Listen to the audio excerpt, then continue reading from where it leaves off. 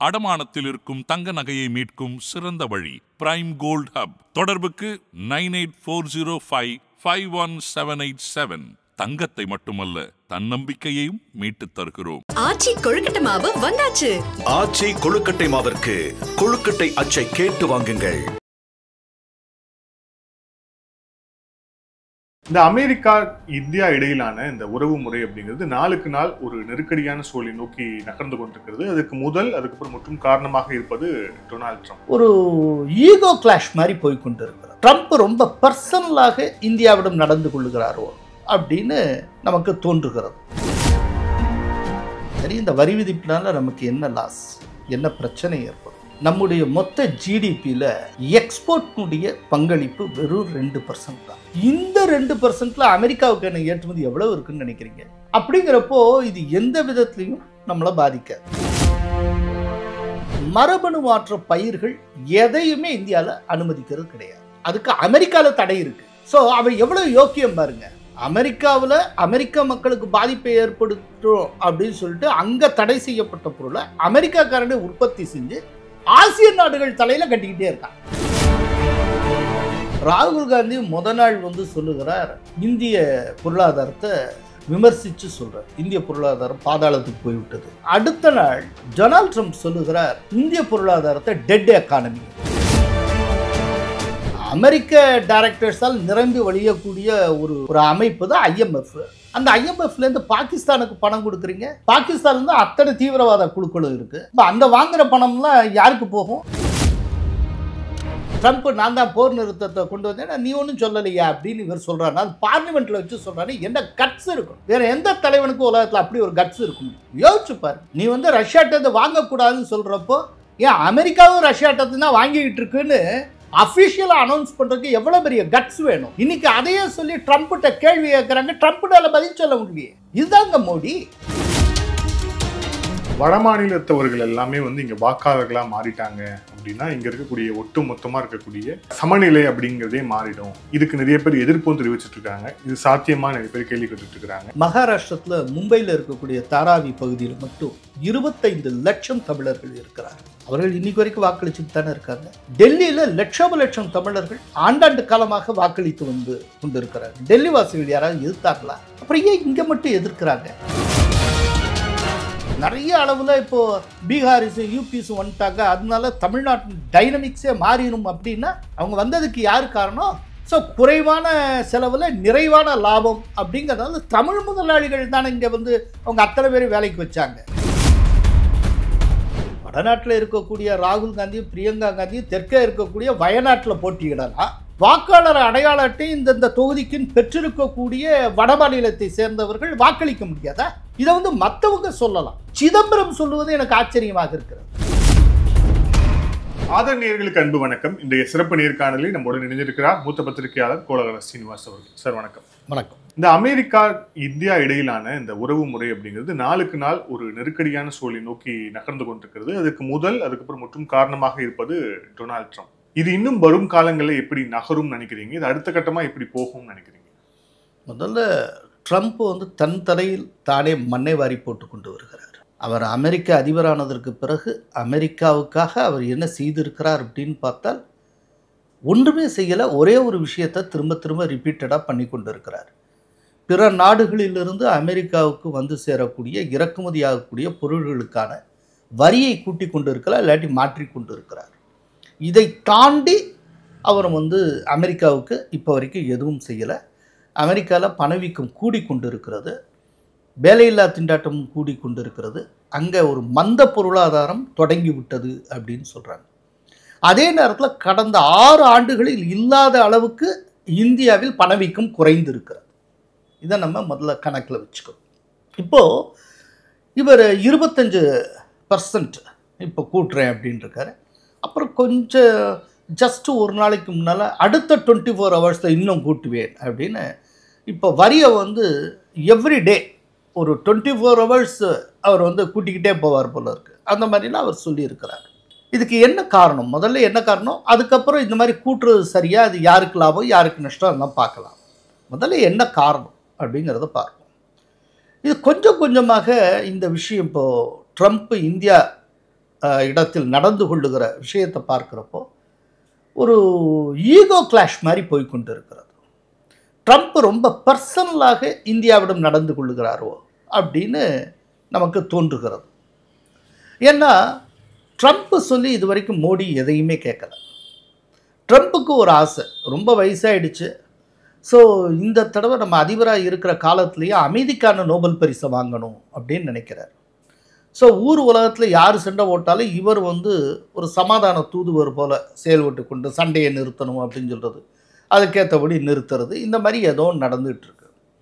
இப்போது இந்தியாவுக்கும் பாகிஸ்தானுக்கும் இடையிலான போர் தற்காலிகமாக முடிவுக்கு வந்தது. ஆபரேஷன் சிந்தூரை தற்காலிகமாக நிறுத்தி வைப்பதாக இந்தியா அறிவித்தது. இப்போ இதுக்கு நான் தான் காரணம்னு அவர் சொல்லிட்டு இருந்தார். இப்போ இதுக்கு நான் தான் காரணம்னு ட்ரம்ப் 30 முறை சொல்லியும் கூட ஒரு முறை கூட மோடி அதை என்டார்ஸே பண்ணல. இதுக்கு காரணம் எந்த உலக நாட்டின் தலைவர்களும் கிடையாது அப்படின்னு மோடி பார்லிமெண்ட்டில் வச்சு சொல்லியிருக்கிறார்.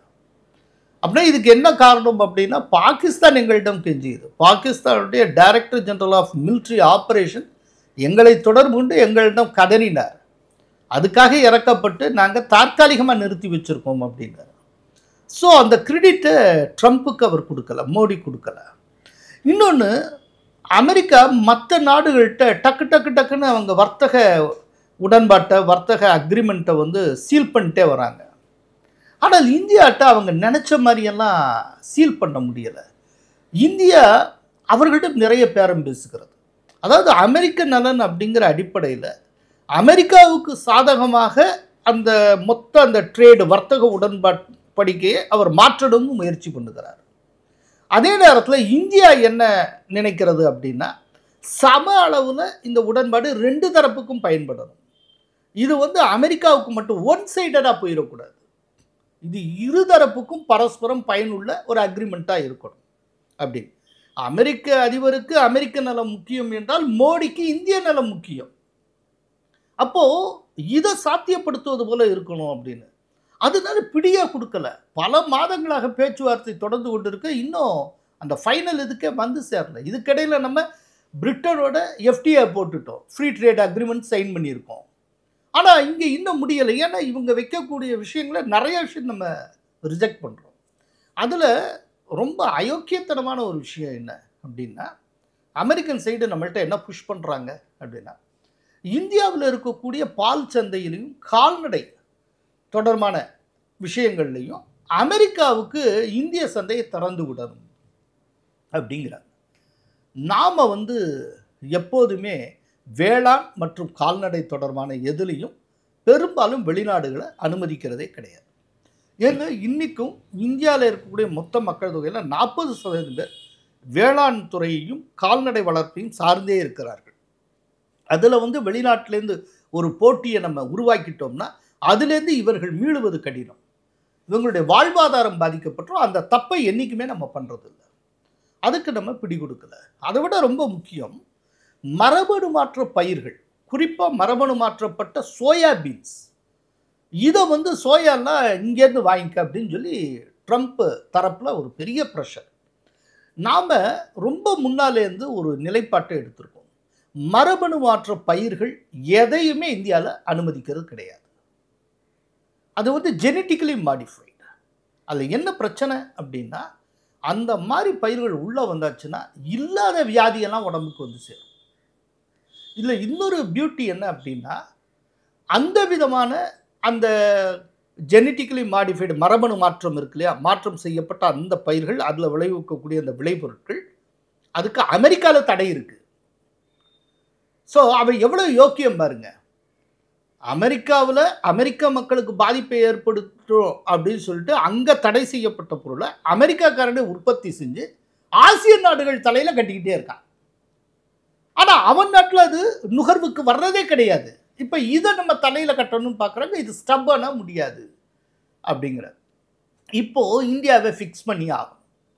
இப்போ அவர் புதுசாக கண்டுபிடிச்சிருக்கிறது என்ன அப்படின்னா, இந்த ரஷ்யாட்டேருந்து இவங்க கச்சா எண்ணெயை வாங்குறாங்க. இவங்களுக்கு கச்சா எண்ணெய் விற்கிறதுனால இந்தியாவிடமிருந்து ரஷ்யா நிறைய சம்பாதிக்கிறது. இந்த சம்பாத்தியத்தை வச்சு தான் இந்த போரை ரஷ்யா நடத்தி கொண்டிருக்கு. உக்ரைனுக்கு எதிரான போரை இது நடத்தி வருகிறது. ஸோ இந்த போருக்கு ஃபைனான்ஸ் பண்ணுறதே இந்தியா, அதனால இந்தியா மேலே வரி விதிக்கிறோம் அப்படின்னு அவங்க சொல்கிறாங்க. இதுக்கு இந்திய தரப்பில் ஒரு அடி சாத்தியிருக்காங்க. இது வரைக்கும் இவ்வளோ காட்டமாக எப்போதுமே அமெரிக்காவுக்கு பதில் சொன்னது. அவங்க என்ன சொல்லியிருக்காங்க அப்படின்னா, இந்தியாவில் இருக்கக்கூடிய சூழல், அப்புறம் எரிபொருள் நிலவரம், சர்வதேச அளவில் எரிபொருளுடைய எண்ணெயினுடைய விலை எல்லாவற்றையும் மனசில் உள்வாங்கிக்கிட்டு தான் நாங்கள் இந்த முடிவு எடுத்திருக்கோம். இங்கே எனக்கு மலிவாக தரேன், நான் வாங்குகிறேன். அதிக விலைக்கு வாங்கினா நீ என்னுடைய மக்கள்கிட்ட நான் அதிக விலைக்கு தலையில் கட்ட வேண்டியிருக்கும். ஆனால் ஆண்டுக்கு இங்கே அதாவது வெறும் 2000 அமெரிக்கன் டாலர்ஸ் பர் கேபிட்டா இன்கமாக கொண்டு இருக்கக்கூடிய ஒரு இந்தியாவில் நான் இவர்களுக்கு செலவு இழுத்து விட முடியாது. எனக்கு சீப்பாக கிடைக்குது, நான் வாங்குகிறேன் அப்படின்லாம் சொல்லிவிட்டு அதுக்கு அடுத்தாப்புல ரொம்ப முக்கியம், இதே ரஷ்யாவிடமிருந்து தான் இப்போதும் அமெரிக்கா யுரேனியம், உரப்பொருட்கள் இதெல்லாம் கொள்முதல் பண்ணிக்கிட்டு இருக்காங்க அப்படின்னு சொல்லி ஒரு போடு போட்டாங்க. இது தவிர்த்து ஐரோப்பிய நாடுகள், ஐரோப்பிய ஒன்றியத்தை சார்ந்த நாடுகள் மோட்டார் உற்பத்தி, கனரக, அப்புறம் எஃகு, இது தொடர்பான பல துறைகளில் இன்னைக்கு அவங்க ரஷ்யாவோட டீல் பண்ணிக்கிட்டு தான் இருக்காங்க. அப்போ இந்த அமௌண்ட்லாம் போருக்கு துணை புரியலையா? நாங்கள் கச்சா எண்ணெய் வாங்குறது மட்டும்தான் உங்களுக்கு பிரச்சனையா அப்படின்னு இந்தியா, அதுவும் வெளியுறவுத்துறை அதிகாரபூர்வமாக தன்னுடைய ஸ்டேட்மெண்ட்டில் இப்படி சொன்னாங்க. இப்போது இன்னைக்கு காலையில் வெள்ளை மாளிகையில் ப்ரெஸ் மீட், அதில் ட்ரம்ப்கிட்ட ஒரு நிருபர் கேட்குறாங்க, என்னென்னா இந்தியாவுடைய எக்ஸ்டர்னல் அஃபேர்ஸ் மினிஸ்ட்ரி ஒரு ஸ்டேட்மெண்ட் ரிலீஸ் பண்ணியிருக்காங்க. அதில் ரஷ்யாவிடமிருந்து அமெரிக்காவே யுரேனியம், ஃபெர்டிலைசர் இதெல்லாம் கொள்முதல் செய்கிறது. ஸோ அமெரிக்காவும் ரஷ்யாவிடமிருந்து வாங்கி கொண்டு தான் இருக்கிறது அப்படின்னு சொல்லியிருக்காங்களே, இதுக்கு என்ன பதில் அப்படின்னு கேட்டதும் உடனே ட்ரம்ப் திகைச்சு போகிறாரு. இல்லை, இது பற்றி எனக்கு எதுவும் தெரியாது, இது சம்மந்தப்பட்ட ஃபைல்லாம் படிச்சுட்டு நான் அதுக்கப்புறம் பதில் சொல்கிறேன் அப்படின்ட்டு. இப்படி டொனால்ட் ட்ரம்ப் பேச பேச திரும்ப பதிலடி கொடுக்கக்கூடிய அரசாக இன்னைக்கு இந்தியா இருந்து கொண்டு இருக்கிறது. வேறு எல்லாருமே நீட் நடத்தில் கையெழுத்து போடுறவங்களா இருக்காங்க, பயப்படக்கூடியவங்களாக இருக்காங்க. சுருக்கமாக சொல்கிறோன்னா, இது ஒரு டிப்ளமேட்டிக் லாங்குவேஜில் சொல்கிறோன்னா, மோடி எல்லாவற்றையும் ஈக்குவல் டேர்ம்ஸில் பேசுகிறார். நீ ஒரு நாடு, நான் ஒரு நாடு, 2 நாட்டுக்கு இடையில் அக்ரிமெண்ட், 2 நாட்டுக்கு இடையில் நம்ம பேசுகிறோம்.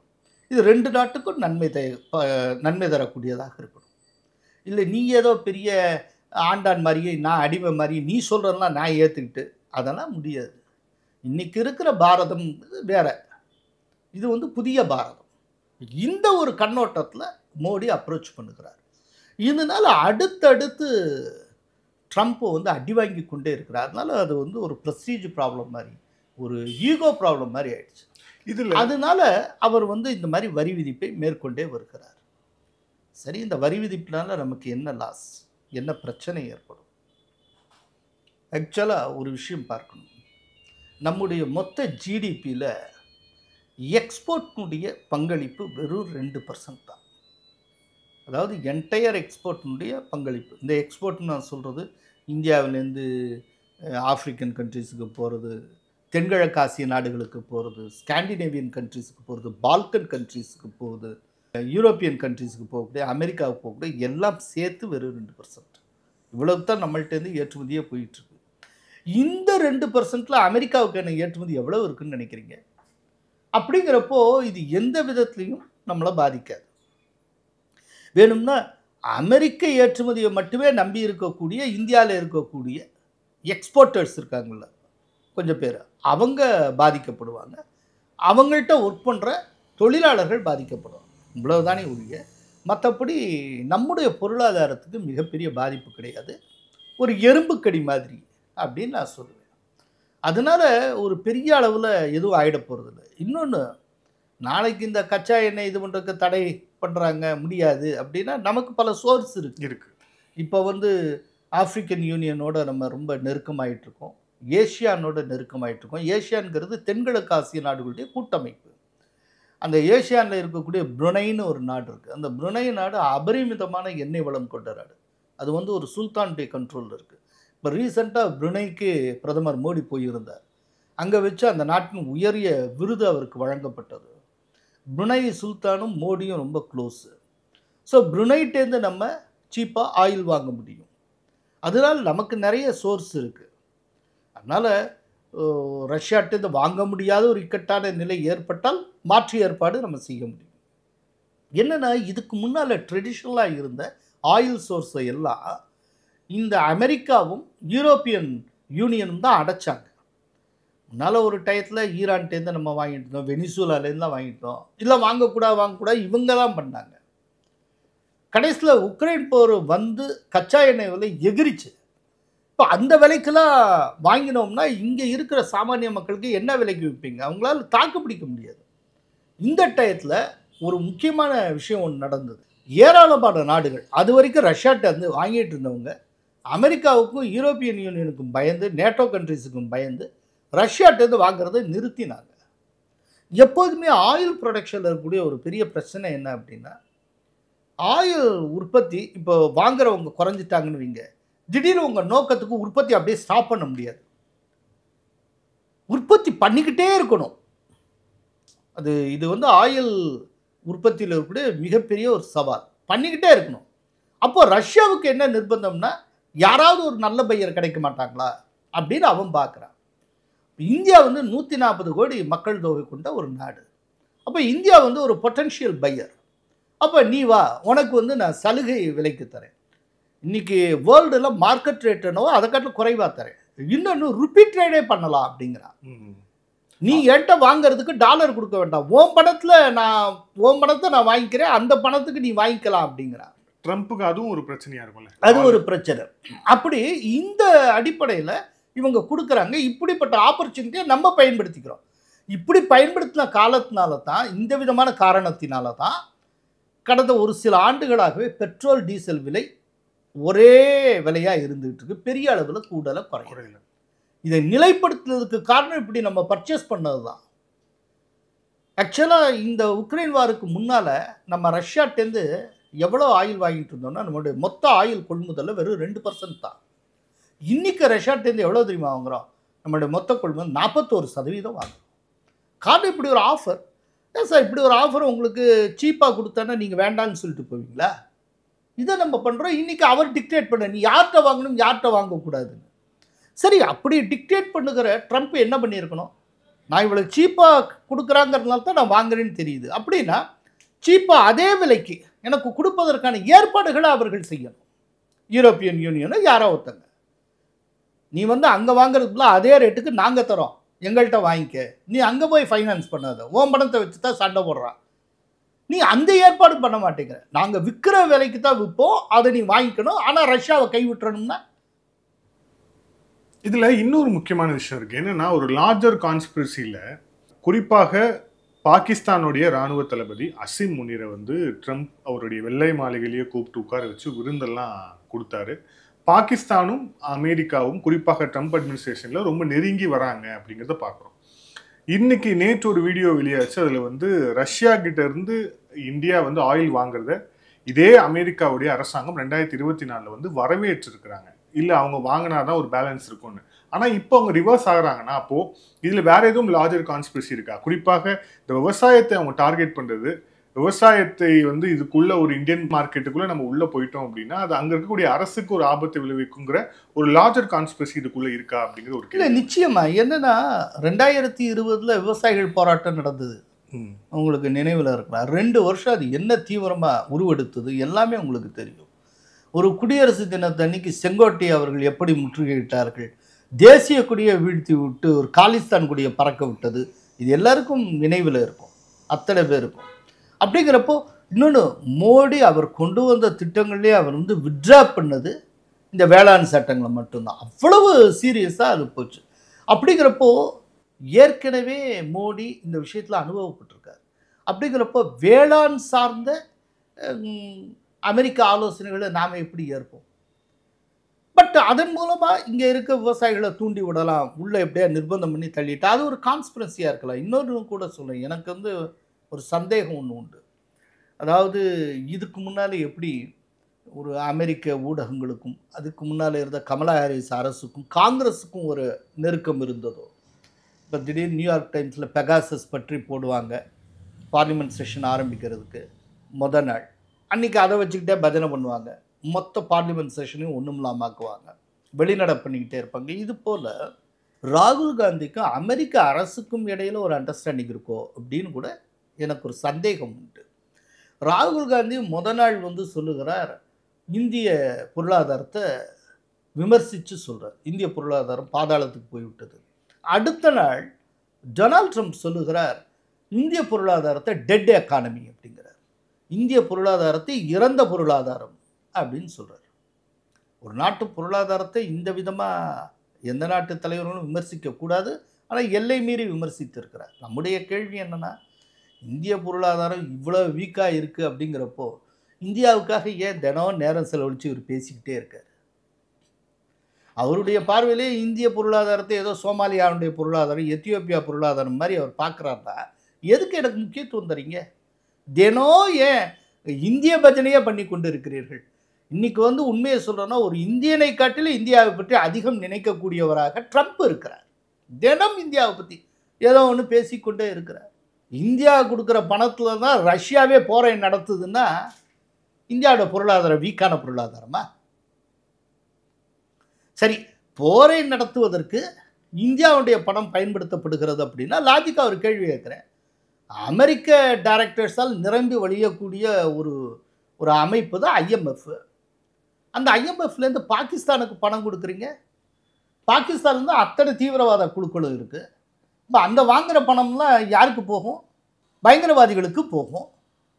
பயங்கரவாத குழுக்கள் எல்லாமே பாகிஸ்தானில் உட்காந்துட்டு இருக்கு. இதுக்கு முன்னால் பிரைம் மினிஸ்டர் இருந்தப்போ இம்ரான்கான் ஒரு பொதுக்கூட்டத்தில் வச்சு சொன்னார், எங்களுடைய நாட்டில் 40,000 பயங்கரவாதிகள் இருக்கிறார்கள் அப்படின்னு.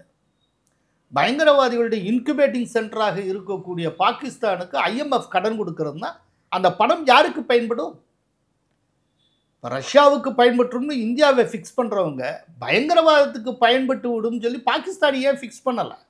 ஏன்னா பாகிஸ்தான் பல நேரங்களில் தேவைப்படுகிறது அவர்களுக்கு. அது ஒவ்வொரு ஏரியாலையும் அமெரிக்கா ஒரு ரவுடியை வச்சுருக்கும். ஒரு ப்ரொஃபஷனல் கில்லர் ஒருத்தரை அது தன்னுடைய பர்பஸுக்காக அது வளர்த்து வரும். ஒரு பேட்டர் ரவுடி மாதிரி ஒரு ஆளை அது க்ரூம் பண்ணிக்கிட்டே இருக்கும் எப்போதுமே ஒரு இடத்துல. அவங்களுக்கு தேவைப்படுறப்போ இந்த ஒரு ப்ரொஃபஷனல் கில்லர் மெர்ச்சண்ட்டை ஏவி விடுவாங்க. சொன்ன வேலையை அவன் முடிச்சு கொண்டு வருவான். இந்த அடியாள் வேலையை பார்க்கறதுக்காகவே ஒன்று. தெற்காசியாவை பொறுத்தளவில் அமெரிக்காவின் அடியாள் பாகிஸ்தான். இப்போ அமெரிக்க தூண்டுதல் தான் வங்கதேசத்தில் அத்தனையும் நடந்தது. ஷேக் ஹசீனா வெளியில் வரக்கூடிய ஒரு சூழ்நிலை உருவாச்சு. ஷேக் ஹசீனா கொடுத்த பேட்டியில் பாருங்கள், அமெரிக்காவை சாடி இருப்பாங்க. ஒரு குறிப்பிட்ட நாடு என்கிட்ட ஒரு வெள்ளை அதிகாரி என்கிட்ட சென்ட் மார்டின்ஸ் தீவை கேட்டாங்க, விமானப்படை தளத்துக்கு வேணும்னு. அதை நான் கொடுத்துருந்தேன்னா எனக்கு இந்த கதி ஏற்பட்டுருக்காது அப்படின்னு. ஸோ அமெரிக்காவுக்கு கோபம் வந்தது. பாகிஸ்தான்கிட்ட சொன்னாங்க. பாகிஸ்தான் ஐஎஸ்ஐ வேலையை பார்த்தது.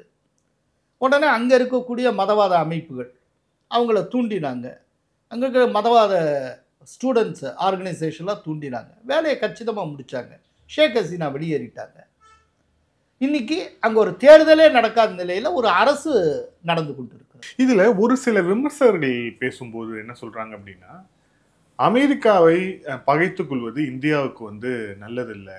ஏன் அப்படின்னா, அமெரிக்கா அப்படிங்கிற அந்த அரசாங்கம் எந்த தனக்கு சார்பாக ஒரு நாட்டில் ஒரு விஷயம் நடக்கலை அப்படின்னா ஃபர்ஸ்ட் அந்த இருக்கக்கூடிய அந்த தலைமையை அகற்றுவதற்கு அவங்களுடைய உளவு அமைப்பே வேலை செய்யும். சிஏ உள்ளிட்ட பல்வேறு உளவு அமைப்புகள் வேலை செய்யும். அதுக்கு கண்ணு திறக்கக்கூடிய சாட்சியாக வங்கதேசம் இருக்கிறது. ஸோ அதே மாதிரி இந்தியாவில் நடக்காதுன்னு நம்ம எப்படி சொல்ல முடியும்னு ஒரு சிலர் சந்தேகத்தை எழுப்புறாங்க. உங்களுடைய பார்வை என்ன? அது கரெக்டு. ஆனால் இந்திய வரலாற்றில், சுதந்திரத்துக்கு பிந்தைய இந்திய வரலாற்றில் இந்தியா பெரும்பாலான காலம் அமெரிக்காவை பகைத்தே தான் நடந்திருக்கிறது.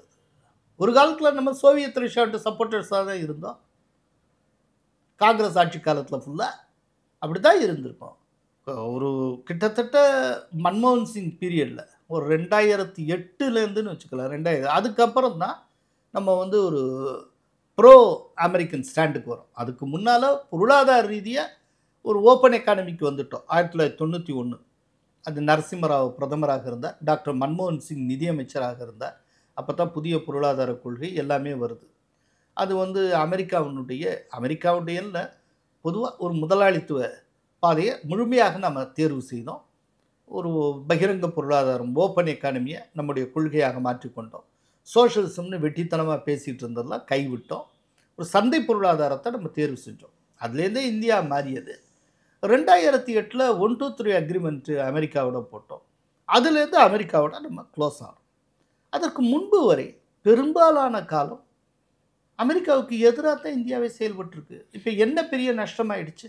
என்ன பெரிய நஷ்டமாயிடுச்சு? அவங்க மறைமுகமா அதாவது தலைமையை இது குறி வைப்பாங்க, அது இல்லை, இதெல்லாம் நடக்கலாம். இது இந்தியாவிலே பெரிய அளவுலாம் நடந்தது இல்லை. இல்ல ஆனால் அவங்க மறைமுகமா சொல்ல வரம்புற விஷயம் நான் அதை உடச்சே கேட்டுறேன். 1971 இந்த வங்கதேசத்துக்கு எதிரான அந்த போர்ல அமெரிக்காவுக்கு எதிரான நிலைப்பாட்டை இந்திரா காந்தி அவர்கள் எடுத்தார். இந்திரா காந்தி அவர்களுடைய முடிவு என்னாச்சு? அதே மாதிரி ராஜீவ் காந்தி அவர்களும் அமெரிக்காவுக்கு எதிரான சில முடிவுகளை எடுத்தார். ராஜீவ் காந்தியோட நிலைமை என்னாச்சு? இதை அவங்க வெளிப்படையா சொன்னாலும் பூடகமா சொல்லக்கூடிய விஷயம் இதுதான். அது ரைட்டு. அமெரிக்காவுக்கு எதிரான நிலைப்பாட்டில் இந்திரா காந்தி தீவிரமாக இருந்தார், நான் இல்லைன்னு சொல்ல. அதுக்கு பின்னால் சிஏ ஏஜென்ட்ஸினுடைய ஹேண்டு இருந்திருக்கலாம், நான் அதையும் இல்லைன்னு சொல்லலை. இன்றைக்கும் காலிஸ்தான் பயங்கரவாதிகள் அமெரிக்காவிலும் கனடாவிலும் தான் அடைக்கலம் புகுந்திருக்கிறார். ஆனால் அதே நேரத்தில் ராஜீவ்காந்தி கொலைக்கு பின்னால் அமெரிக்கா நேரடியாக இருந்ததா அப்படின்னு எனக்கு தெரியாது. அதில் எல்டிடி அதை செய்திருந்ததற்கு நிறைய காரணங்கள் இருக்குது. இவங்க இங்கேருந்து ஐபிகே போனது, அது நிறைய விஷயங்கள் இருக்குது, அதுக்குள்ளே போக வேண்டாம். பட்டு ஆனால் இப்படி ஒன்று நடக்குங்கிறதுக்காக நீங்கள் அமெரிக்கா சொல்வது எல்லாவற்றையும் கேட்க முடியுமா? இப்படி ஒன்று நடக்குங்கிறதுக்காக இந்திய நலன்களை விட்டு கொடுக்க முடியுமா? இப்போ இது நமக்கு தெரிஞ்சிருக்க சூழ்நிலையில் இது மோடிக்கு தெரியாமல் இருக்குமா? இதெல்லாம் தெரிஞ்ச நிலையில் இந்திய நலனுக்காக அவர் ஸ்டபனாக நிற்கிறாருன்னா அவர் எப்படிப்பட்ட மாபெரும் தலைவனாக இருக்கணும்? நீங்கள் சொன்ன அத்தனை விஷயம் மோடிக்கு தெரியும்ல. தெரிஞ்ச அந்த ஆள் ட்ரம்ப்புக்கு சவால் விடுறாருன்னா, ட்ரம்ப் நான் தான் போர் நிறுத்தத்தை கொண்டு வந்தேன்னா நீ ஒன்றும் சொல்லலையா அப்படின்னு இவர் சொல்கிறாருன்னா, அது பார்லிமெண்ட்டில் வச்சு சொல்கிறாரு. என்ன கட்ஸ் இருக்கணும்? வேறு எந்த தலைவனுக்கும் உலகத்தில் அப்படி ஒரு கட்ஸ் இருக்க முடியும்? யோசிச்சு பாரு. நீ ரஷ்யாட்டத்தை வாங்கக்கூடாதுன்னு சொல்கிறப்போ ஏன் அமெரிக்காவும் ரஷ்யாட்டத்தை தான் வாங்கிக்கிட்டு இருக்குன்னு அஃபிஷியலாக அனௌன்ஸ் பண்ணுறதுக்கு எவ்வளோ பெரிய கட்ஸ் வேணும்? இன்னைக்கு அதையே சொல்லி ட்ரம்ப்கிட்ட கேள்வி கேட்குறாங்க, ட்ரம்ப்டால பதில் சொல்ல முடியலையே. இதுதாங்க மோடி, இதுதான் மோடி. இந்திய நலனின், தேசத்தின் நலன், அதுதானுங்க முக்கியம். தனிப்பட்ட முறையில் மோடியை குறிவைக்கிறாங்களோ இல்லையோ அது நமக்கு தெரியாது. மோடிக்கு ஒரு நம்பிக்கை உண்டு, தனக்கு பின்னால் இன்னொரு மோடி வருவான், அதுக்கு பின்னால் இன்னொரு மோடி வருவான். இந்தியா வீழாதுங்க, இந்தியா ஒரு நாளும் வீழ்ச்சி அடையாது. எத்தனை சோதனைகளை பார்த்துட்டோங்க. 47 இது விடுதலை பெறப்போ இங்கே இருக்கிற மக்களுக்கு 2 வேளை சாப்பாடு போட முடியுமா அப்படின்னு கிண்டல் பண்ணவங்க எவ்வளோ பேர் உண்டு. இதை சோமாலியா, எத்தியோப்பியா மாதிரி பார்த்தவர்கள் எத்தனை பேர் உண்டு. இன்னைக்கு இந்தியா நாலெட்ஜ் கேபிட்டலுங்க. இன்னைக்கு சாஃப்ட்வேர் சைடில் சூப்பர் பவர்னா இந்தியா. இதைத்தான் ஒரு காலத்தில் பிச்சைக்கார தேசம்னு சொல்லிட்டு இருந்தாங்க. இந்தியாவில் மக்கள் தொகை அதிகம், அதனால வறுமை அப்படின்னு. இன்னைக்கு மக்கள் தொகை தான் என்னுடைய பலம். இன்னைக்கு மக்கள் தொகைன்னு சொல்றல, இந்தியா மிகப்பெரிய சந்தை, 140 கோடி மக்களை கொண்ட சந்தை. இன்னைக்கு இந்த சந்தையை கைப்பற்றல ஒத்தனுக்கு ஒத்தம் போட்டி. தன்னுடைய பொருட்களை இந்தியாவில் தள்ளணும்னு ஏன் ட்ரம்ப் விரும்புகிற? இந்திய பொருளாதாரம் டெட் அகாடமி தானே, இங்கேதான் ஒன்றும் இல்லைல்ல, சும்மா இருக்க வேண்டியது தானே. இந்தியாவோட எதுக்கு பேச்சுவார்த்தை நடத்தணும்? தன்னுடைய வேளாண் பொருட்களையும் கால்நடை சார்ந்த பொருட்களையும் இந்திய சந்தையில் கொண்டு சந்தைப்படுத்தணும்னா இது டெட் அகாடமி. இங்கே இருக்கிறவனுக்கு வாங்கும் சக்தி ஒன்றுமே கிடையாது. இந்தியாவில் இருக்க ஃபுல்லாக பிச்சைக்காரன். அப்புறம் எதுக்கும் சரக்கு இங்கே அனுப்பணும் நீ ஆசைப்படுற? எதுக்கு ட்ரம்ப் பேச்சுவார்த்தை நடத்தணும்? ஏன்னா இந்தியா புறக்கணிக்கப்பட முடியாத ஒரு நாடு, தவிர்க்கப்பட முடியாத ஒரு மாபெரும் சக்தி. அதனால தான் ட்ரம்ப் நம்மள இன்னும் என்கேஜ் பண்ணிட்டு இருக்க. வேற வழி இல்லை. இல்லாட்டி அமெரிக்காக்காரன் எதுக்கு சார் நம்மளை சீந்திட்டு இத்தனை காலம் பேசிக்கிட்டு இருக்கான்? அதனால இந்த தலையை குறி வச்சிருவா, அது இல்லை. என்ன இது பண்ணாலும் சரி, அதை தாண்டி இந்திய நலங்கிறது நமக்கு முக்கியம். அதை வச்சு தான் எல்லாமே போயிட்டு இருக்கு. அநேகமாக இந்தியாவிடமிருந்து விரைவில் ட்ரம்ப் பாடம் கற்றுக்கொள்வார், அப்படித்தான் நான் நினைக்கிறேன். அந்த சுட்டு விரல் அசைவில் ஒவ்வொரு நாட்டையும் டிக்டேட் பண்ணுறது அப்படிங்கிறதுலாம் இனி செல்லுபடியாகாது. ஆசிய நாடுகள் ஐரோப்பிய நாடுகளை காட்டிலும் ரொம்ப வலுவான இடத்தில் இருக்கின்றன. நான் சொன்னேன் உங்கள்கிட்ட பேசுகிறப்போ, கடந்த 6 ஆண்டுகளில் இல்லாத அளவுக்கு பணவீக்கம் இங்கே குறைஞ்சிருக்கு. ஆனால் அதே நேரத்தில் அமெரிக்காவில் பணவீக்கம் ரொம்ப ஜாஸ்தியாக இருக்குது. மந்த பொருளாதாரம் அங்கே வந்து ஆரம்பம் ஆயிடுச்சுங்கிறாங்க. ரெசெஷன் ஸ்டார்டட் அப்படிங்கிறாங்க. இதுவரைக்கும் அது சம்பந்தமாக ட்ரம்ப் சிந்திச்சதா கூட தெரியல. அதனால அவர் நிறைய கையை சுட்டுக் கொள்வார். அவருக்கு யாரோ ஒருத்தவங்க மந்திரிச்சு விட்டாங்க, எல்லாத்துக்கும் அங்கேருந்து வரக்கூடிய பொருளுக்கு ஃபுல்லாக டேக்ஸ் போட்டே இருன்னு. அவர் ஏதோ பூர்வ ஜென்மத்தில் டாக்ஸேஷன் ஆஃபீஸராக இருந்திருப்பாரு என்னவோ தெரில. வர்ற பண்டங்களுக்கு ஃபுல்லாக ஒரு டேக்ஸ் போட்டுக்கிட்டே இருப்பார் போல். இதை தவிர்த்து ஒரு அதிபருக்கு வேறு வேலையே கிடையாதா? முழுக்க முழுக்க அடுத்த நாட்டை பற்றியே அவர் பேசி கொண்டிருக்கார். என்னைக்கு அமெரிக்க அதிபர் அமெரிக்காவை பற்றி பேசுவார்னு தெரில. ரொம்ப அதாவது இல்ல மேக் ஒரு அமெரிக்கா விஷயம் கிரேட் என்னன்னா, ட்ரம்ப் பல நேரத்தில் சொல்லக்கூடாது, ஒரு அரலூஸ் மாதிரி பேசுகிறார். இப்போ நேற்றுக்கு நடந்த ஒரு விஷயத்த சொன்னேன். பிரேசில் நாட்டிலேருந்து இறக்குமதி ஆகக்கூடிய பொருளுக்கு 50% திடீர்னு டேக்ஸ் போட்டார். அதுக்கு என்ன அவர் காரணம் சொல்லியிருக்காங்கன்னா, பிரேசில் நாட்டில் இருக்கக்கூடிய ஒரு நீதிபதி பாரபட்சமாக தீர்ப்பு வழங்குகிறார், அங்கே இருக்க நீதிபதி சரியில்லை, அதனால 50% நான் டேக்ஸ் போடுறேன்னு இருக்காரு. இது என்ன சார்? இது என்ன அபத்தம்? அதாவது பிரேசிலில் முன்னாள் அதிபர் ஒருத்தர் பால்சனாரான்னு பேர். அவர் வந்து ட்ரம்ப்புக்கு ஃப்ரெண்டு, மோடிக்கு நல்ல நண்பர், ரைட்டா? அவர் வந்து 2022 தேர்தலில் தோத்துட்டார். தோத்ததுக்கப்புறம் அவர் மேலே பல வழக்கு போட்டாங்க. அதாவது தேர்தல் முடிவே மாற்றுறதுக்கு சதி பண்ணார். அவர் வந்து தவறான முறையில் தேர்தல் விதிகளுக்கு புறம்பாக நடந்து கொண்டார்.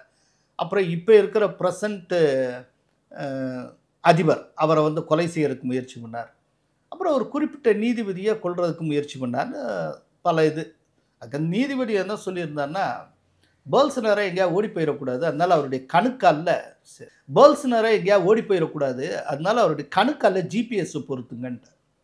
அதனால் மட்டும் அவருடைய மொபைல் ஃபோன்லாம் வாங்கி வச்சுருங்க, அவரை பயணம் செய்யக்கூடாது அப்படின்னு. இது வந்து நீதிபதியோட கட்டளை. அது கட்டளையை மீறி அவர் காரியம் பண்ணார். இப்போ என்ன பண்ணிட்டாங்க, அவரை வந்து வீட்டுக்காவலில் வைக்க சொல்லி நீதிபதி உத்தரவிட்டார். உடனே ட்ரம்ப்புக்கு கோபம் வந்துடுச்சு. அந்த நீதிபதி சரியாக செயல்படவில்லை, பிரேசில் நாட்டு நீதிபதி சரியாக இல்லை, அவர் வந்து தவறான தீர்ப்புகளை வழங்குகிறார். எனவே அந்த நாட்டிலிருந்து அமெரிக்காவில் இறக்குமதி ஆகும் பொருட்களுக்கு 50% வரியை போடுறேன் அப்படின்னு. இதை போல்சனாரோவே ரொம்ப சீரியஸாக எடுத்துக்கல. அவர் சொல்கிறாரு, இந்த தீர்ப்பை எடுத்து நான் மேல்முறையீட்டுக்கு போவேன் இருக்கார். அங்கே பரிகாரம், அவர் வந்து சட்ட ரீதியாக பரிகாரம் காட்டுறதுக்கு இன்னும் பல அடுக்குகள் இருக்குது. இதுக்கு மேலே போக முடியாது, அதுக்கு மேலேயும் போக முடியும் போல இருக்குது. அவர் வந்து பிரேசிலுடைய அதிபராக இருந்தவர். தன்னுடைய நாட்டில் சட்ட ரீதியான ஒரு தீர்வை காண்பதற்கு என்ன செய்யணும் அவருக்கு தெரியும். என்னமோ ட்ரம்ப் இந்த மாதிரி, அதுதான் நான் சொல்கிறேன். அதாவது எப்படின்னா, இப்போ இந்தியாவில் ரயில்வே ஸ்டேஷன் மாஸ்டர்கள் சரியாக இல்லை, எனவே இந்தியாவுக்கு இன்னும் ஒரு 20% கூட வரி போடுறேன்னு ட்ரம்ப் சொன்னால் நான் ஆச்சரியப்பட மாட்டேன். ரொம்ப ஒரு பைத்தியக்காரத்தனமாக போயிட்டுருக்கு. ஆனால் இதுக்கும் டிப்ளமசியில் ஒரு பேர் உண்டு. இதுக்கு வந்து மேட்மேன் தியரின்னு பேர். Madman theory. ஆமாம், தமிழ்நாட்டில் பைத்தியக்காரன் கோட்பாடுன்னு சொல்லலாம். அதாவது என்னென்னா, இவர் என்ன நேரத்தில் எப்படி ரியாக்ட் பண்ணுவார்னே தெரியாதபடிக்கு திடீர்னு ஒரு முடிவு எடுத்து திடீர்னு ஏதாவது ஒன்று பண்ணிக்கிட்டே இருப்பாங்க. அதன் மூலம் அந்த உலகத்தை பயமுறுத்திக்கிட்டே இருப்பாங்க. அதில் ரொம்ப பெயர் பெற்ற அமெரிக்க அதிபர் யாருன்னா நிக்சன் காலத்தில் இது லூசுத்தனமாக என்னவாது இந்த ஆள் பண்ணிடுவார், ஏதோ பண்ணிடுவான்னு சொல்லிட்டு அவர் காலத்தில் வாழ்ந்த கம்யூனிஸ்ட் நாடுகளுடைய தலைவர்கள்லாம் ரொம்ப பயந்துக்கிட்டு இருந்தாங்க. இந்த மேட்மேன் தியரி எதிரிகளை பயமுறுத்துறதுக்கு பயன்படும். ஆனால் இது என்னென்ன திட்டமிட்டு இந்த மேட்மேன் தியரியை இம்ப்ளிமெண்ட் பண்ணுவாங்க. ஆனால் டொனால்ட் ட்ரம்ப் விஷயத்தில் அவர் திட்டமிடாமல் அவரே ஒரு பைத்தியம் மாதிரி இருக்கிறதுனால அது இயல்பாகவே நடந்து கொண்டு இருக்கிறது. அதுதான் விஷயம், வித்தியாசம் அவ்வளோதான். ஸோ தியரி ஏற்கனவே இருக்குன்னா அதை எப்படி சமாளிக்குங்கிறதுக்கான விஷயங்களும் இருக்கும் இல்லையா? ஏற்கனவே அந்த கம்யூனிஸ்ட் தலைவர்கள்லாம் சமாளிச்சிருக்காங்க, எல்லாம் இது பண்ணியிருக்காங்க. கடைசியில் இப்படி இருக்கக்கூடிய நிக்சன் வாட்டர் கேட் ஊழலில் மாற்றி பாதியிலேயே வந்து அவர் அதிபர் பதவியிலேருந்து ராஜினாமா செஞ்சுட்டு போனார். அதுவும் நடந்திருக்கு. அதனால் ட்ரம்ப் இந்த மாதிரி போட்டு கொண்டு இருப்பது அவருடைய நாட்டுக்கே பாதகமாக முடியும். அது எப்படி முடியுங்கிறத ஷார்ட்டாக சொல்லிடுறார். இப்போ இவர் வந்து வரியாக போடுறார் வேறு நாடுகள்லேருந்து இறக்குமதி ஆகக்கூடிய பண்டங்களுக்கு. சரி, வரியாக போட்டுக்கிட்டு இருந்தால் இப்போ 25% டேரிஃபு, அதாவது அமெரிக்காவுக்கு வந்து இறங்கக்கூடிய பொருளுக்கெல்லாம் போடுறாரு. அப்போது அந்த பொருள் அமெரிக்காவில் விற்பனைக்கு வர்றப்போ என்ன விலைக்கு விற்கப்படும்? இந்த 25% நீங்கள் கூட போட்டு சேர்த்து தானே விற்பாங்க. அப்போது முன்னால் 25% குறைவாக வாங்கிட்டு இருந்த அமெரிக்கன் கூடுதலாக அதுக்கு பே பண்ணிக்கிட்டே இருப்பான். அப்போ விலைவாசி கூடும். சரி, விலைவாசியே கூடாமல் இருக்கணும், இந்த மாதிரி வெளிநாட்டிலேருந்து வர்ற பொருள் ரொம்ப விலை கூடியதாக ஆயிடுது, வேறு வழி இல்லை அப்படிங்கிறப்ப அமெரிக்கா என்ன தீர்வை நோக்கி போகும்? உள்நாட்டு உற்பத்திங்கிறத நோக்கி போவாங்க. உள்நாட்டிலேயே தயாரிப்போம். இப்போ எப்படி மோடி இங்கே சொல்கிறாரோ இந்தியாவில் தயாரிப்போம், அதே போல் அவங்க போவாங்க. இதுக்குத்தான் ரகுராம் ராஜன் ஒரு முக்கியமான விஷயத்தை சுட்டி காட்டியிருந்தார்.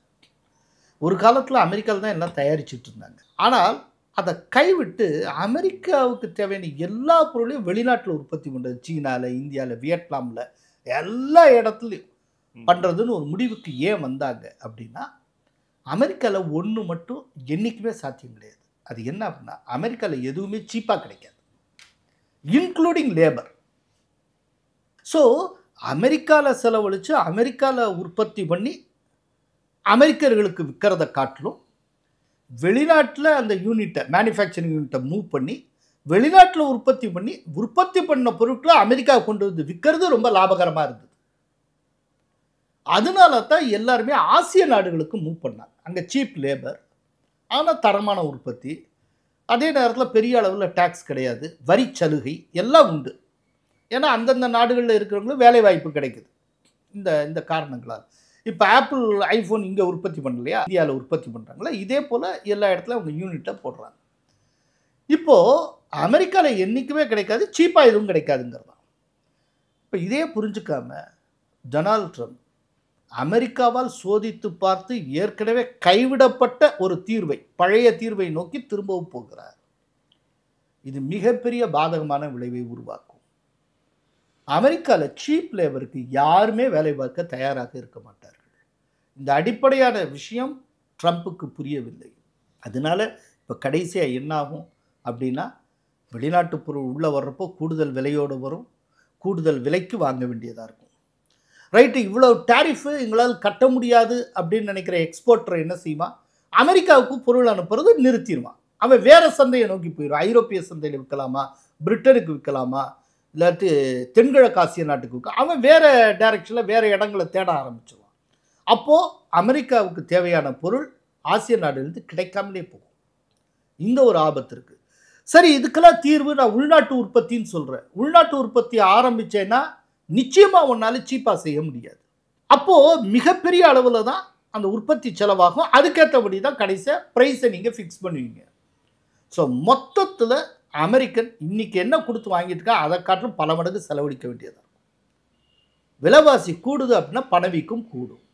இது மொத்தத்தில் அமெரிக்காவை தலகுப்புற கவிழ்த்து விடும். இது ட்ரம்ப் ரொம்ப ரொம்ப தப்பான ஒரு வழிகாட்டுதலில் போய் கொண்டு இருக்கிறார். கையை சுட்டுக்கொள்வார்னு ரகுராம் ராஜன் எழுதியிருந்தார். இப்போ அதுதான் எனக்கு நினைவுக்கு வருகிறது. இந்த நேர்காணல் இறுதியான கேள்வி, இப்போது தமிழகத்தில் ஒரு விவாதம் பரபரப்பாக போயிட்டு இருக்கு.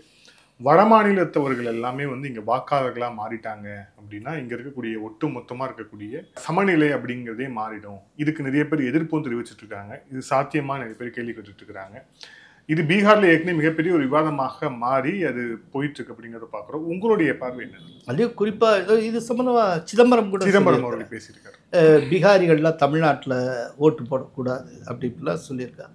அவர்லாம் சட்டம் தெரிஞ்சவர் எப்படி இப்படிலாம் சொல்கிறாருன்னு புரியலை. ஆனால் நான் சில கேள்விகளை எதிர்கேள்விகளாக முன்வைக்க விரும்புகிறேன்.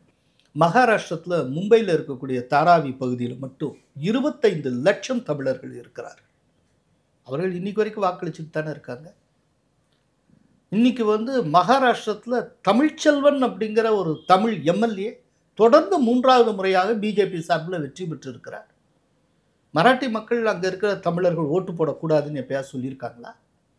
சரி, பக்கத்தில் இருக்க பெங்களூர் சிட்டியில் மட்டும் 23 லட்சம் தமிழர்கள் இருக்காங்க. இப்போ அவங்க ஓட்டு போடக்கூடாது எந்த ஒரு கர்நாடக வாசிகள் எதிர்ப்பு தெரிவிச்சிருக்காங்களா? டெல்லியில் லட்சம் தமிழர்கள் ஆண்டாண்டு காலமாக வாக்களித்து கொண்டிருக்கிறார்கள். டெல்லி வாசிகள் யாராவது எதிர்த்தாங்களா? அப்புறம் ஏன் இங்கே மட்டும் எதிர்க்கிறாங்க? இன்னொன்று, சட்டம் என்ன சொல்லுகிறது அதை நம்ம புரிஞ்சுக்கணும். சட்டம் என்ன சொல்லுகிறது? மன்மோகன் சிங் ஆட்சி காலத்தில் 2013 அக்டோபர் 7ஆம் தேதி ப்ரெஸ் இன்ஃபர்மேஷன் பியூரோ ஒரு FAQ ஒன்று வெளியிடுகிறது, ஃப்ரீக்வெண்ட்லி ஆஸ்க்டு கொஸ்டின்ஸ். அது என்ன அப்படின்னா, வாக்காளர் பட்டியலில் உங்களுடைய பெயரை பதிவு செய்வது தொடர்பாக மீண்டும் மீண்டும் கேட்கப்படுகிற கேள்விகள், அதற்கான பதில்கள் அப்படின்னு. அதில் 8வது கேள்வி, இதை பார்க்குற நேயர்களே கூகுளில் போய் அதை பார்க்கலாம், ரைட்டா? அதாவது frequently asked questions regarding enrolment of ஓட்டிங்கா இல்லாட்டி ஓட்டர் லிஸ்ட்டோ அந்த மாதிரி போட்டு அடிச்சிங்கனாலே வந்துடும். அதில் அவங்க தெளிவாக சொல்கிறான். அதில் வந்து ஒரு கேள்வி, என்ன கேள்வினா, இப்போ நம்ம பேசிகிட்டு இருக்க இதே சப்ஜெக்டை கேள்வியாக கேட்டிருக்கேன். அவன் சொல்கிறான், நான் வந்து டெல்லியில் வேலை பார்த்துட்ருக்கேன், டெல்லியில் நான் வசிக்கிறேன், நான் என்னுடைய சொந்த ஊரில் போய் வாக்களிக்க முடியுமா? இப்போ சிதம்பரம் என்ன சொல்கிறாரு, இங்கே இருக்கிற பீகாரிஸு சத் பூஜை அப்போ வருஷா வருஷம் அவங்க பீகாருக்கெலாம் போகிறாங்கல்ல, அதே போல் தேர்தல் நடக்கிறப்போ போய் வாக்களிக்க வேண்டியதானே அப்படின்னு கேட்குறாரு. இப்போ இதுக்கெல்லாம் பதில் சொல்கிற விதமாக இந்த கேள்வி அமையுது. நான் வந்து சொந்த ஊரில் போய் ஓட்டு போட முடியுமா? ஏன்னா நான் டெல்லியில் ஒர்க் பண்ணுறேன், டெல்லியில் வாழ்கிறேன். அதுக்கு பதில் முடியாது. நீங்கள் எந்த ஊரில் இருந்து பணியாற்றி எந்த ஊரில் வசித்து கொண்டு இருக்கிறீர்களோ, அந்த வசிக்கும் இடம் எந்த தொகுதிக்குள் வருகிறதோ அந்த தொகுதியின் வாக்காளராக மட்டுமே உங்களால் பதிவு செய்து கொள்ள முடியும். எனவே சொந்த ஊருக்கு சென்று நீங்கள் வாக்களிக்க முடியாது. சரி, இப்படி அந்த அவர் எங்கே வசிக்கிறாரோ வசிக்கக்கூடிய அந்த தொகுதியில் தான் பதிவு செய்து கொள்ள முடியும் அப்படிங்கிறத எந்த சட்டம் சொல்லுகிறது அது தெரிந்து கொள்ளும். அதாவது பீப்புள்ஸ் ரெப்ரசன்டேஷன் ஆக்ட், மக்கள் பிரதிநிதித்துவ சட்டம் 1950, அதனுடைய 19 சட்டப்பிரிவு 19 உட்பிரிவு பி ரொம்ப தெளிவாக சொல்லுகிறது, ஒரு வாக்காளர் எந்த தொகுதியில் வசித்து வருகிறாரோ அந்த தொகுதியில் தான் தன்னுடைய பெயரை பதிவு செய்து கொள்ள வேண்டும், அங்கே தான் வாக்களிக்க முடியும் என்று சொல்லுகிறார். அப்படிங்கிறப்போ இப்போது வந்து ஒரு பீகாரியோ யூபியை சேர்ந்தவனோ தமிழ்நாட்டில் இங்கே வந்து வேலை பார்த்துட்டு இருக்கான், இங்கேயே ஒரு பர்டிகுலர் இடத்துலையே தங்கி இருந்து வேலை பார்க்குறான்னா, இங்கே வந்து அவன் அட்ரஸ் ப்ரூஃபை காட்டி தன்னுடையதை ஓட்டர் லிஸ்ட்டில் பதிவு செய்திருந்தானா, ஓட்டர்ஸ் ஐடியும் வாங்கியிருந்தால் அவன் இங்கே தான் ஓட்டு போட முடியும். பீகாருக்கோ யூபிக்கோலாம் போய் ஓட்டு போட முடியாது, ஓட்டு போடக்கூடாது, சட்டம் சொல்லுகிறது. மக்கள் பிரதிநிதித்துவ சட்டம், அந்த சட்டத்தினுடைய பிரிவு 19 பி இவ்வாறு சொல்லுகிறது. இன்னொன்று, இந்தியன் கான்ஸ்டிடியூஷன் அதனுடைய ஆர்டிகிள் பி சப்செக்ஷன் இ தெளிவாக சொல்லுகிறது, இந்தியராக இருக்கிற எவரும் இந்தியாவுக்குள் எங்கு வேண்டுமானாலும் சென்று வசித்து குடியேறி வாழலாம், அதற்கான உரிமை அவர்களுக்கு உண்டு. பீகாரி ஒரு இந்தியன், யூபி சேர்ந்தவன் அவன் வந்து ஒரு இந்தியன், அவன் இந்தியாவில் இருக்க தமிழக பகுதியில் இருக்கான், அவன் இங்கே தங்கி இருந்தானே இங்கே தான் ஓட்டு போடுவான். நிறைய அளவில் இப்போது பீகாரிஸும் யூபிஸும் வந்துட்டாங்க, அதனால தமிழ்நாட்டின் டைனமிக்ஸே மாறிடும் அப்படின்னா அவங்க வந்ததுக்கு யார் காரணம்? தமிழ்நாட்டில் இருக்க முதலாளிகள் தானங்க அவங்களுக்கு வேலை கூப்பிட்டு வேலை கொடுத்துக்கிட்டு இருக்காங்க. ஏன்னா அவன் சீப் லேபர், சட்டம் பேச மாட்டான், 8 மணி நேரம்னா கரெக்டாக டைம் பார்த்து ஒர்க் பண்ணிட்டு அப்படியே துண்டை தோளில் போட்டு போக மாட்டான், முழுக்க முழுக்க ஒரு டெடிகேஷனோட ஒர்க் பண்ணுவான், எந்த பிரச்சனையும் கிடையாது. அதுலேயும் கட்டுமான பணி, இந்த கட்டட பணின்னா அவன் வந்து கட்டடப்பணி நேரத்தில் ஃபுல்லாக கட்டடம் இந்த வேலையிலே இருப்பான், பணி முடிஞ்சதுக்கப்புறம் அங்கேயே தங்கி இருந்து அவன் செக்யூரிட்டி வேலையும் பார்ப்பான். ஸோ குறைவான செலவில் நிறைவான லாபம் அப்படிங்கிறதால தமிழ் முதலாளிகள் தானே இங்கே வந்து அவங்க அத்தனை பேரும் வேலைக்கு வச்சாங்க. இன்னொன்று, இந்த வேலை செய்வதற்கு தமிழர்கள் இப்போ தயாராக இல்லைங்க சார். ஒரு ஆச்சரியமான ஒரு விஷயம், தமிழகத்தின் நெற்களஞ்சியம் சொல்லப்படுகிற தஞ்சை மாவட்டம், காவிரி டெல்டா மாவட்டம், அந்த தஞ்சை மாவட்டத்தில் ஒரத்தநாடு பக்கத்தில் பாச்சூர்னு ஒரு கிராமங்க. இந்த கிராமத்தில் நடவு செய்யறதுக்கு, வயக்காட்டில் நடவு செய்யறதுக்கு ஆள் கிடைக்கல. வெஸ்ட் பெங்காலை சேர்ந்தவங்க நடவு நட்டுக்கிட்டு இருக்கான். ஏன்னா அவனை அங்கே வந்து சட்டக்காலரை பிடிச்சி நான் தான் நடவு செய்வேன், இல்லையே நான் பார்த்துக்கோன்னு சொன்னேன். அவனை கொண்டு வந்து இறக்கி விட்டு நீ நடவு செய்ய, உனக்கு கூலி தரேன்னு சொன்னது யாரு? தமிழ் முதலாளிகள் தானங்க அவங்கள என்கேஜ் பண்ணுறாங்க.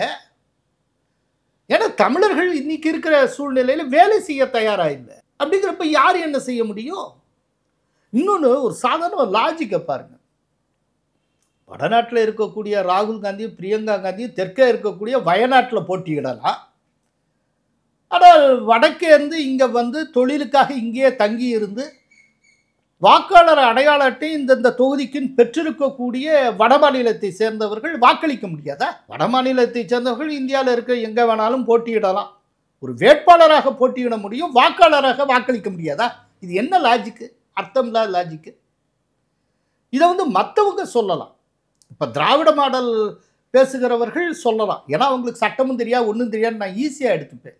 சிதம்பரம் சொல்லுவது எனக்கு ஆச்சரியமாக இருக்கிறது. நன்றி சார். பல்வேறு கேள்வி. Thank you sir. Thank you so much. நன்றி.